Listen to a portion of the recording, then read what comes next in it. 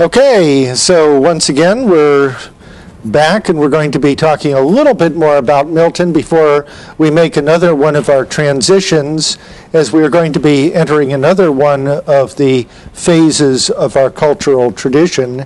Today, the so-called Enlightenment or Age of Reason, and we'll talk more about that in just a few moments.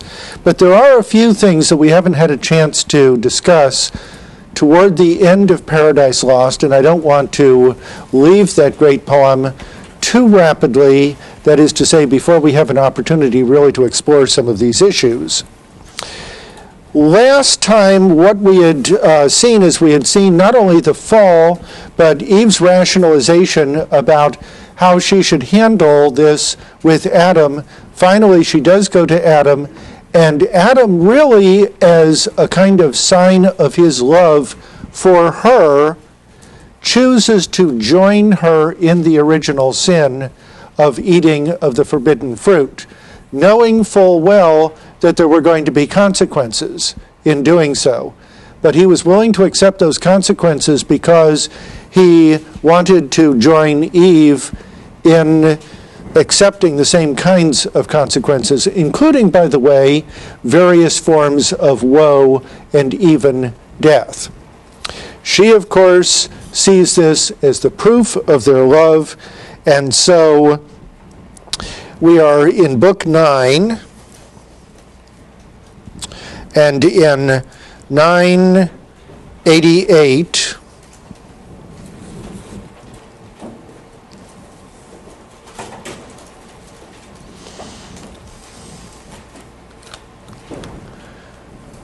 she says to Adam, "On my experience, Adam, freely taste in fear of death, deliver to the winds." In other words, don't pay attention to it. Let it be gone with the wind. So saying, he now is eating of the apple too. So saying, she embraced him, and for joy tenderly wept, much one that he, his love, had so ennobled, and of choice to incur divine displeasure for her sake or death. See, he's willing to go all the way. This is all for love. This is all for love. Okay? Romantic tragedies of the time were frequently drafted in that way, especially when they had tragic consequences. All for love. John Dryden, whom we're going to be talking about in our next segment, one of the great poets of the Restoration. Remember, we talked about the Restoration last time. One of the great poets of the Restoration period, and also a dramatist, did his own version of Shakespeare's Antony and Cleopatra, which he entitled All for Love. You see, here the two lovers, though doomed, are willing to do anything, even if it means their destruction, to be joined. So, that's what happens here. In recompense for such compliance bed, such recompense best merits, from the bough she gave him of that fair enticing fruit with liberal hand. He scrupled not to eat, against his better knowledge, not deceived, but fondly overcome with female charm. But fondly overcome with female charm. Remember at the end of our last segment we were talking about that? About how she really is seducing him into this. And of course he's willing to be seduced into the original sin, but she is. And so he is fondly overcome with female charm. And remember that he had been warned earlier by the archangel not to be too easily persuaded by his wife. Okay? Yes, she is his wife. Yes, he should love her. But at the same time, he is supposed to be, in Milton's view of things, the rational one. The one who can exercise right reason to shape or control passion. But notice what has happened now. He is fondly overcome with female charm. And as I mentioned at the tail end of last class, the word fond in the 17th century had not only the connotations that it has today, to be fond of someone and feel affectionately toward somebody, but it also had the connotation of madness. Earth trembled from her entrails as again in pangs, and nature gave a second groan. Sky lowered and muttering thunder, some sad drops wept at completing of the mortal sin original. Notice all of nature is responding to the committing of the original sin. This, by the way, is what in the next course we see. There's a 19th century very famous writer named John Ruskin who calls this the Pathetic Fallacy, when in poetry nature is endowed with human qualities and nature is now saddened and in near despair.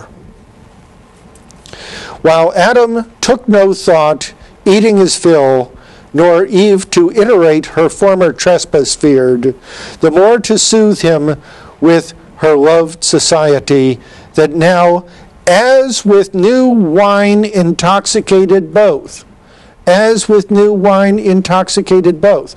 See, their reason is being taken away from them, in effect, by their giving in to passion. They swim in mirth. They swim in mirth. Isn't that a wonderful metaphor?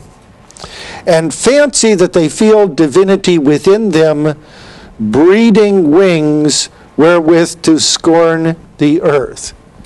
And of course, notice the metaphor here really is of their getting high, even getting drunk, on whatever the effect of this fruit, this forbidden fruit is.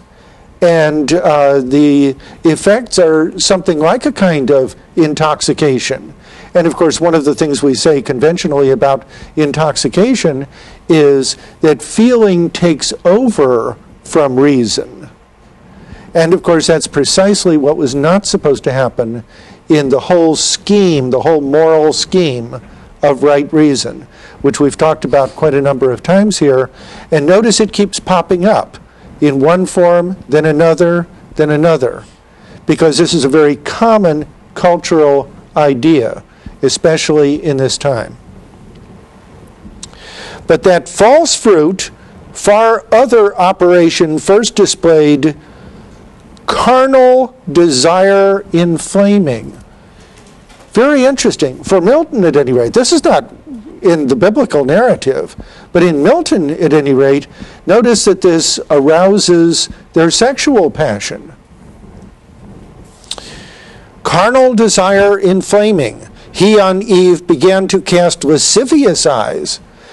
Before, he was sexually attracted to her, but it wasn't lascivious. Lascivious carries different connotations, doesn't it? She him as wantonly repaid. Again, the word wantonly carries other kinds of connotations as well. So lasciviously, wantonly, both carrying sexual connotations, but sexual connotations of sex being out of control, in effect. Okay? In lust they burn, till Adam thus 'gan Eve to dalliance move. Well, okay, and so he goes on and he makes a pretty speech to her and talks about, how beautiful she is and how she is filled with all perfections and how he is inflamed by his ardor for her and so forth. And down in the beginning of the next verse paragraph at 1034, so said he, and forbore not glance or toy of amorous intent, well understood of Eve, whose eyes darted contagious fire. Contagious fire. This is very interesting, isn't it? Because what Milton is conveying here is, yes, they have committed a sin, but there's something very exciting happening as a consequence. Her hand he seized, and to a shady bank thick overhead, with verdant roof embowered, he led her, nothing loath, she being nothing loath, to being led into this bower. Flowers were the couch, pansies and violets and asphodel and hyacinth, earth's freshest, softest lap. There they their fill of love and love's disport took largely, of their mutual guilt the seal. Notice now, as they engage in sex this time, differently from earlier on, here this becomes the seal of their mutual guilt. Very interesting. The solace of their sin, till dewy sleep oppressed them, wearied with their amorous play. And then notice a few lines farther along here in 1049 and following, they wake up. They wake up, but they're not refreshed by any means by the sleep. You see, up they rose as from unrest. And each the other viewing soon found their eyes now opened and their minds now darkened. Their eyes are opened, but their minds are darkened. Innocence that as a veil had shadowed them from knowing ill was gone. They have lost their innocence, their pure, natural innocence.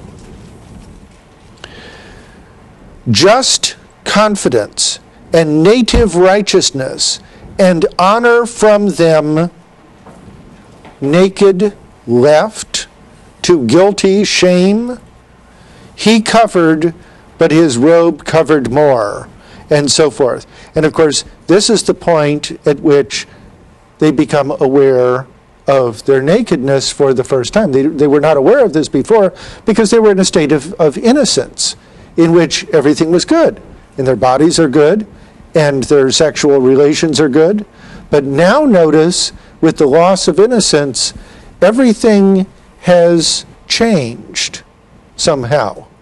And so the very awareness of their nakedness, along with the nakedness itself, becomes signs of their guilt and of their shame. Which, of course, yeah, question.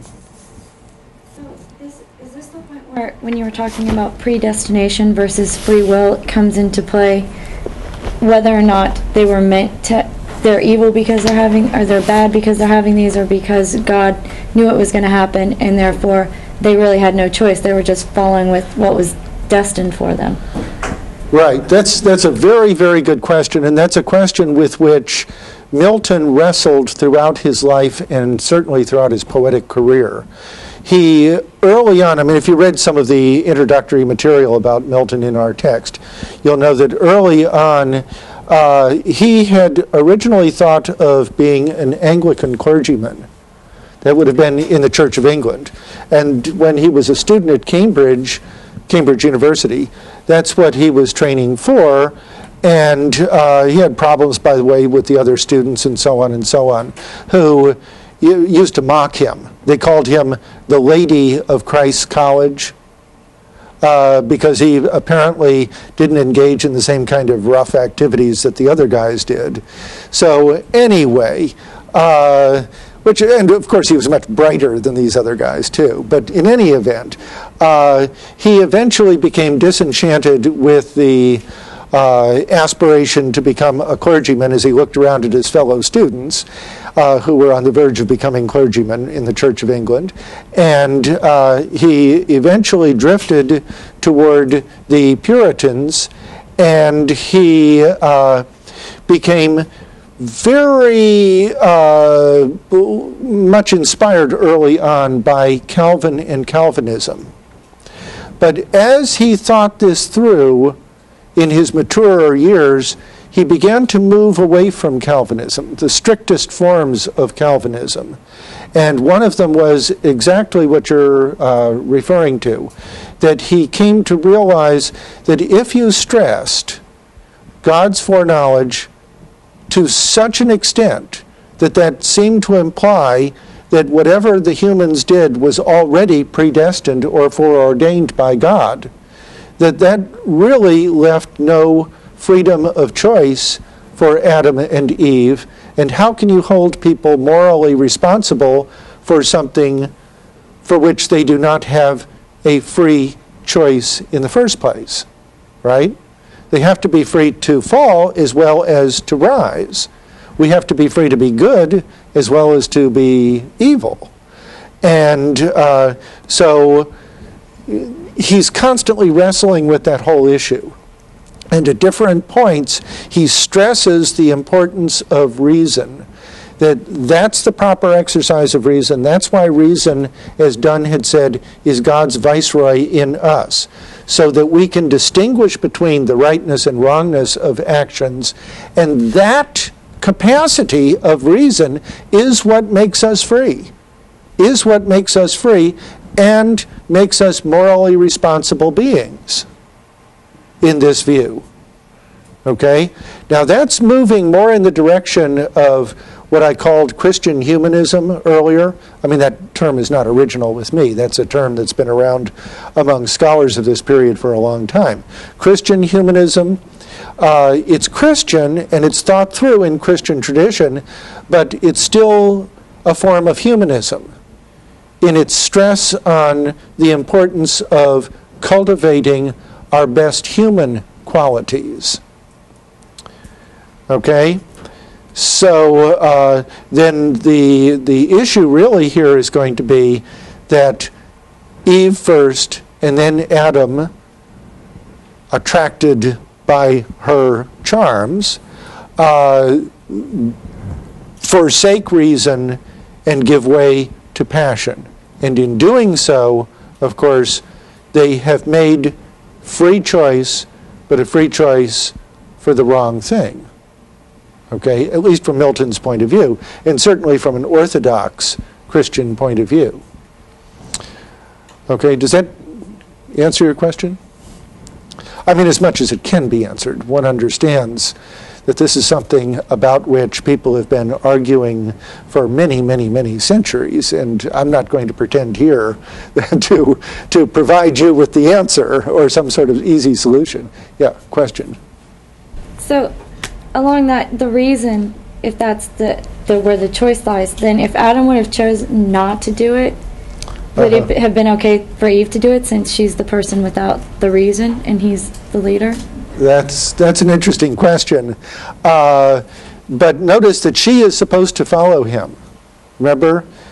That comes up earlier in a passage that I read out to you, where the whole idea is, from Milton's point of view, that he is supposed to worship God and she is supposed to worship God in Adam. God in Adam. And so by following Adam, she is following God. Okay? If she were not to follow Adam, as happens here, then, what would have been the consequence? That would have been the sin, not simply disobeying God's law, but also disobeying Adam, who is the rational voice, giving voice to God's law from this point of view. What's also an interesting question is, remember, when she has taken her bite of the forbidden fruit, and she's thinking, well, how am I going to deal with Adam now? One of the things that she begins to wonder is, well, if I don't get him to eat of this fruit, and I die, he's going to end up with another Eve. And I don't want that to happen. And so I better get him to eat of the forbidden fruit too, so that we will both share in the consequences. But it's very interesting. I mean, what would have happened if Eve had eaten of the fruit and Adam had not? That's not the way the story goes, of course, but obviously there would have been very different, implications, and the story would have to be worked out in a very different way. And I don't mean simply Adam's story, I mean the biblical story on which Adam's story is based, obviously. So, okay, so we go on now. You know, shame now has entered into the world in 1091. But let us now, as in bad plight, this is Adam speaking to Eve about this, this evil hour. But let us now, as in bad plight, devise what best may for the present serve to hide the parts of each from other that seem most to shame obnoxious. We're talking about, you know, sexual parts here. And unseemliest seen, some tree whose broad smooth leaves together sewed and girded on our loins may cover round those middle parts, that this newcomer shame there sit not and reproach us as unclean. And so, of course, they go and they get the leaves of the fig tree. Well, okay, if you know anything about fig trees have great big leaves. The mature fig tree does, anyway. Okay, so then the poet comes in 114, talking about their guilt and dreaded shame. Oh, how unlike to that first naked glory. Such of late, and this is a very interesting point, such of late Columbus found the American. Columbus found the American, so girt with feathered cincture, naked else and wild among the trees on isles and woody shores. I mean, that's an interesting, more or less contemporary reference to Columbus, the explorations of the New World, the peoples of the New World, living in what was perceived by Europeans to be a kind of paradise. A kind of paradise. And that became one of the central myths, by the way, about the New World, about North and South America, and of course Central America too. And here were people who lived in a state of innocence, as noble savages, as a little bit later on they were going to be called by the French writer Rousseau, Jean-Jacques Rousseau, in the 18th century, just a couple of generations after Milton. And the very fact that that these Native Americans in our hemisphere wore little or no clothing, unless it was cold and they had to, was itself a sign that they were in a state of innocence, in some sense. Okay? Just as Adam and Eve had been in a state of innocence before the fall.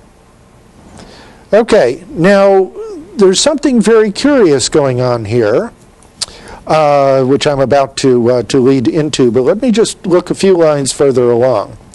This is 1127 and following. Adam is trying to explain what happened. You know, what did we do? How did this happen? How did we get into this fix? For understanding ruled not, he says. For understanding ruled not. Understanding is a function of reason. For understanding ruled not, and the will heard not her lore. The will did not follow the teachings, the lore of understanding or reason. Both in subjection now to sensual appetite. To sensual appetite. And in classical ethics and classical philosophy, generally, appetite is one of the words for the passions. Okay? Both the understanding and the will now are in subjection to sensual appetite, who from beneath usurping over sovereign reason claimed superior sway. See, That's exactly what we've been talking about in terms of right reason. Okay? We let understanding no longer guide the will, but we let sensual appetite guide the will. And now both the understanding and the will from underneath,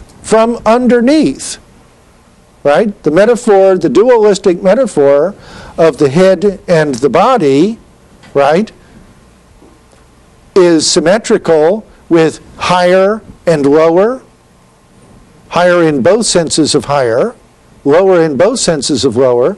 Not only that something is literally higher and something else is literally lower, but that carries an evaluative connotation, doesn't it?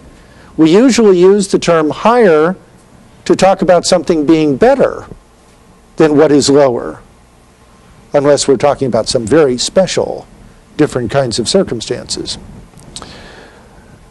Who from beneath usurping, remember that's exactly the word that John Donne used in Holy Sonnet 14. Usurping over sovereign reason, claimed superior sway. Okay? And Adam, of course, blames Eve. It's all your fault. Because notice what happens as a consequence of the fall. Well, at first they come together, you know, in this passionate embrace. But then after they wake up and they start realizing what's happened, they start bickering with one another. And each one is accusing the other of being wrong. Adam blames Eve, and Eve says, "You were not firm enough with me. That's really the problem. You gave in to me, and too easily. So it's your fault, really." Well, dissension now has entered into the world. Dissension. And dissension is going to be one of the greatest causes of strife. Not simply here, marital strife, but also strife more generally among human beings. Okay, and so the whole book ends with they in mutual accusation spent the fruitless hours, but neither self-condemning, and of their vain contest appeared no end. Neither one is willing to accept blame for himself or herself, but they simply keep flinging accusations back and forth. And, of course, this is one of the consequences of original sin.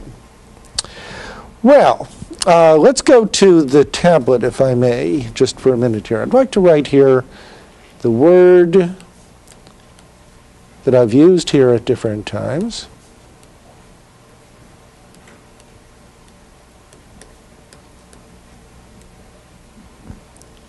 Whoops.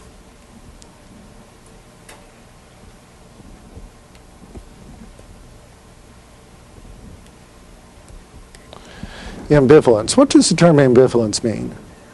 We talked about this one time before. What does the word ambivalence mean? It's a word that we take over from our friends in psychology. Okay? Sure, I mean, some of you know. Yeah, go ahead. It's like undecided. It's ambi is like, I think, both or two, and valence is like poles. Kind of undecided, that sort of thing. Okay. One way or the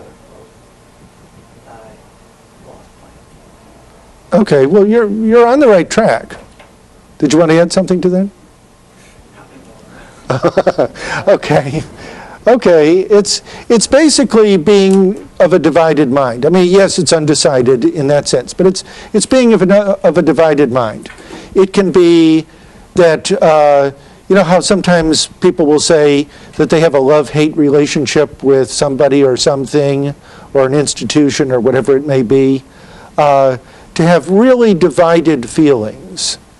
That it's quite possible psychologically and perhaps morally as well for us to have quite inconsistent feelings, maybe even contradictory feelings about the same person or thing. Okay? Now, notice when we look at Milton. We talked about this last time in terms of whether or not William Blake and George Gordon Lord Byron, two great romantic poets, were right when they said that Satan was the true hero of Paradise Lost. Now notice what that implies is that on Milton's part there could be a certain kind of ambivalence towards the figure of Satan. Satan is in many ways, as a heroic figure, the fulfillment of the romantic dream of individualism. Upright, defiant, refusing to give in to the authority of others, self-asserting in an extreme form. The perfect kind of Byronic hero, that is going to sweep through much of 19th century literature, drama, opera, music, and so forth. Now, what about that? I mean, doesn't that imply, or at least raise the question of a certain kind of ambivalence on Milton's part toward the figure of Satan? From a theological point of view, of course he has to condemn Satan. But at the same time, from some other point of view, human, poetic, aesthetic, there's a certain attractiveness there in Satan, isn't there? Well, now come to the whole question of the fall.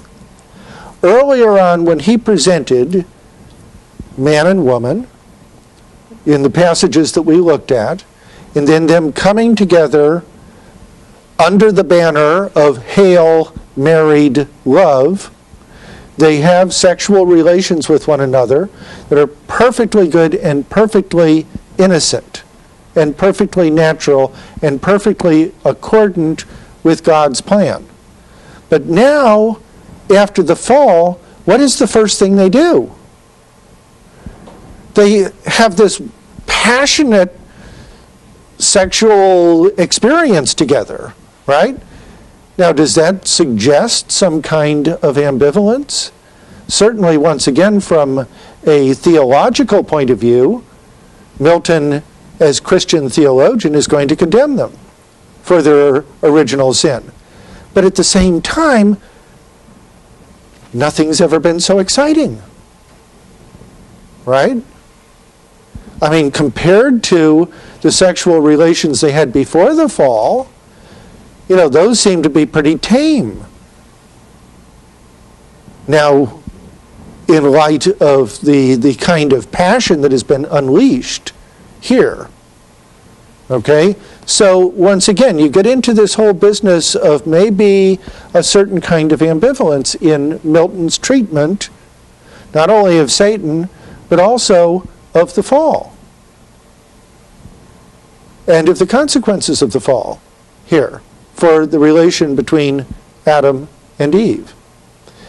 Okay, this also leads into, neatly enough, by the way, into the what will be the conclusion of the poem. Let me see if I'm not doing that sufficiently. Okay, and now I'm erasing the tablet because I want to put yet another, not a term this time, but a phrase. If we can go to the tablet, please. Hello?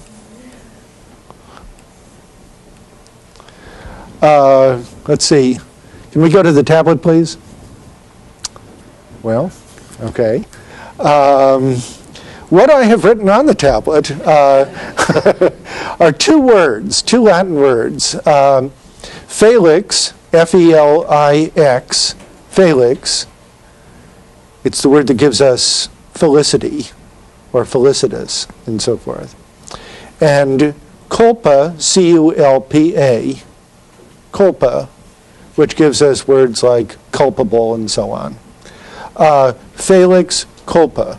Felix culpa was a Latin phrase to express the sense in which sometimes a sin or something which is done wrong, culpa, can be happy, Felix, in the sense that it has good consequences as well as bad consequences. So this goes back to this whole question of ambiguity, ambivalence, and so forth. Okay? What if the fall is a fortunate fall in an oddly paradoxical way? And that's one of the things that Milton is going to do in the last books of Paradise Lost. We're going to have, once again, the archangel is going to come, talk to Adam. By the way, it doesn't talk to Eve, but talk to Adam and says, okay, here is what is going to happen. Eventually, there's going to be a redemption. Because after all, we're talking about Christianity, right? So that eventually the fall is going to require the coming of Christ as the Son of God. That's the good side, in order to redeem human beings from the fall. Okay? So that presumably, if you turn that around, if there hadn't been any original sin, there never would have been a need for God to take human form, from a Christian point of view, for God to take human form and redeem through his suffering and death and resurrection human beings. Okay? So that is the Felix culpa here. Okay? So that something now is turned around. Something which seems to be darkly negative comes to have a hopeful and positive dimension.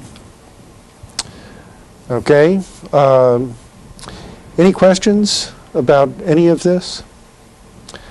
Okay, this is a very, very interesting work. And, you know, some people may sort of shake their heads and say, gee, I didn't know that this was going to be a course in the history of religion. Well, no, it isn't. But in taking up some of our greatest writers here in the 17th century, but also at other periods as well, their engagement in the religious culture of their times is itself a vital part of our cultural history. I mean, think of Milton's comrades, his fellow Puritans who came over to the Massachusetts Bay Colony and to other parts, particularly of New England. They were animated in very large part by precisely the kinds of religious ideas that we have been talking about, though they tended not to be as moderate as Milton was. And they had a profound influence on the development of American culture, just as back home they had a profound influence on the development of British culture as well. So these things cannot simply be sealed away. Well, we've got, you know, their religious thinking over here, and then we've got their politics over there, then we've got their social views over here, and psychology over there, and poetry and arts and so forth are in another little category, and so forth. These things are all flowing together in all kinds of interesting and complex ways.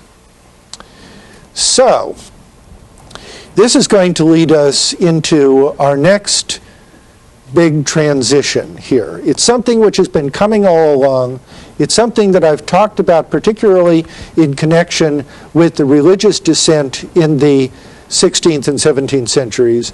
It's something that I've talked about in connection with the Civil War in England that begins officially in 1643 when Charles I, King Charles I, raises his standard, gathers his army to fight against the Puritans who were trying to overthrow the monarchy and establish what they called a commonwealth under a Lord Protector with a parliament as the effective government in England.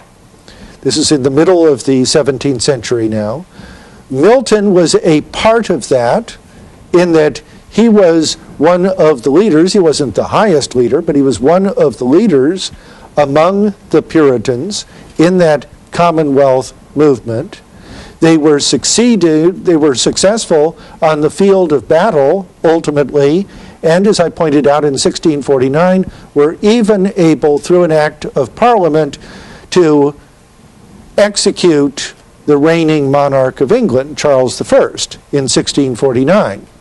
When the Commonwealth fell apart, ultimately people of almost all religious and political colorations got together and said, look, we have to restore some kind of order and sanity. Let's bring back the king. This is the elder son of the king we just executed a few years ago, by the way, who has been over in France. And so they brought the son, Charles II, in August of 1660, triumphantly into London, and he was crowned King Charles II, and this whole period then is called the Restoration. The Restoration. And if you read in English history at all, or in English literary history of this time, you'll constantly see it referred to as the Restoration, or Restoration this, Restoration that, and so forth. Restoration drama, for example, which we'll talk a little bit about later on. Okay, this also coincided more or less with the ending of the Continental 30 Years' War that I mentioned in an earlier class, which was ruinous for much of Europe. I mean, literally hundreds of thousands of people were slaughtered, and centers of culture were decimated in the 30 Years' War. Okay, so you've got the Civil War in England, you've got the 30 Years' War on the continent, and the English to some extent become involved and implicated in that as well. And people coming out of these horrible, horrible events in the latter part of the 17th century are beginning to think we can't ever let things like that happen again. We've got to find a better way. It happened that at the same time, early modern science was really beginning to take off. Now, early modern science has its roots not only in antiquity, especially as rediscovered in the 15th and 16th centuries. There were wonderful scientists and mathematicians in the ancient world. Their works were recovered in the early stages of the Renaissance. There were, of course, the Arabs in the Middle Ages, with whom, of course, Western Europeans had contact. And these Arabic mathematicians and scientists and artists had really built the highest level of culture that existed anywhere in that whole hemisphere. The only rival would have been in China, but there were very, very few cultural contacts between China and the West at that time. So, and the Arabs had done amazing things with mathematics and with architecture. I mean, look at the buildings. I wish I had some pictures here that I could show you. But look at the buildings that they constructed, not only in the Middle East, but also in Spain, during the period of Arabic or Moorish dominance. I mean, it's amazing. There was nothing like that in Europe at such an early time. And, of course, Western Europeans learned enormously from the Arabic scientists, engineers, architects, artists, and so forth. So, the world was not as neatly divided off as sometimes it sounds like, when you're studying history at some, lower level. These things are much more complex and much more interrelated. So, in any event, the roots of early modern science are not only in a rediscovered antiquity, especially as taken steps further by the Arabs who transmitted much of this to the West, but also in the later Middle Ages by the development of new logical systems, new philosophical outlooks, such as the outlook of William of Ockham, who said we can never really be absolutely certain about the truth of anything. We always have to accept whatever propositions we accept provisionally, but be open to further instances, further data, as we might say, further experiments, further experiences, which will require us to revise our ideas. In other words, this whole philosophical system that he was ushering in the 14th and 15th centuries was creating a new intellectual climate of a new kind of intellectual openness, which made possible the development of a modern scientific method. And so there were amazing advances in optics in the later Middle Ages by people who were influenced by many of these ideas of Occam's, by the way. And there were even more amazing advances as a result of the earlier advances in optics in the observations of the heavens, what had been called the heavens. You have Copernicus, a Polish mathematician. The Poles are well known for their mathematics, by the way. Some of the most brilliant mathematicians in history and logicians in history have been from Poland. But here's Copernicus, who revises our whole thinking. First of all, about the solar system, which of course has vast implications for what eventually will be a revision of one's thinking about the whole cosmos. A whole new cosmology is going to come into play, as we talked about earlier. Look at Galileo. He's looking through his telescope, and you read, some of his works, and what Galileo is saying is, I can't believe what I'm looking at. Aristotle says that it's supposed to be such and such, but I keep looking through my telescope, and I'm finding something different from what Aristotle said. Of course, Aristotle didn't have a telescope. And eventually, Galileo is publishing these works, and he's getting himself into trouble with the church because the church is saying, we have tied our Christian beliefs to a very large extent into Aristotelian categories now, and so a challenge to Aristotle is going to ultimately end up being a challenge to church authority and to church doctrine. And so Galileo got himself into trouble and had to make various kinds of compromises and so forth. But the story of Galileo spread over all of Europe.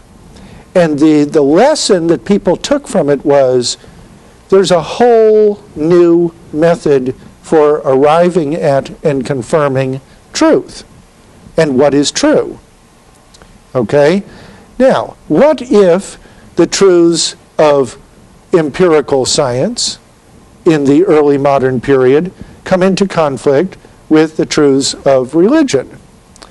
Well, that had already been prepared for from at least the 14th century onward, and certainly with Martin Luther, who very clearly and sharply distinguished between faith and reason, and who said there are truths known only to faith, and there are truths which are known to reason. And those do not necessarily always coincide. Okay? And so the way was paved for a kind of opening where people could say, well, there are certain kinds of truths that we will learn through science, and there are other kinds of truths that we will learn through religion and religious experience. And those are different kinds of truths, and therefore don't have to be in conflict with one another. But of course, this is a debate that goes on for many centuries and erupts in the most violent form in the 19th century, with debates over Sir Charles Lyell's Principles of Geology in the 1830s, in which Lyell is arguing that planet Earth is at least hundreds of thousands, he was off, by the way, but at least hundreds of thousands of years older than the biblical chronology would indicate. This is based on geological principles. And then, of course, by the middle to late 19th century, Darwin, especially as interpreted by Darwin's bulldog, and so forth, you know, Thomas Henry Huxley, that sort of thing. And this is a conflict which in some circles even continues today. I mean, look at the fight over textbooks and what kinds of things should be in textbooks for our children here in the state of Texas, but this is not just the state of Texas. This is a debate which goes on in state after state after state after state, with certain groups presenting their arguments before boards of education saying that certain kinds of textbooks should not be introduced into the schools because they do not teach the Christian narrative, the biblical, or at least the biblical narrative of creation, and the biblical narrative of creation and of the development of the species should be, of, you know, life on planet Earth, should be taught alongside any kind of scientific theories that derive from Darwin and others, you know, along the way. Well, that's clearly the same kind of argument that was already there at the end of the Middle Ages and the beginning of the early modern period. And whatever resolutions we come up with to that argument, even saying that it's a non-argument, if you wish, that the truths of religion are different from the truths of reason, and different in kind, such that there isn't really a contradiction. They're simply different kinds of truth. Well, not everybody would agree with that, obviously. And not everybody does agree with that. But we're about to enter into a great intellectual adventure in which there is yet another revolution in Western civilization, and we're going to see this particularly, of course, taking place in England, in what on the continent was usually called the Enlightenment, but in England was usually called the Age of Reason. Okay.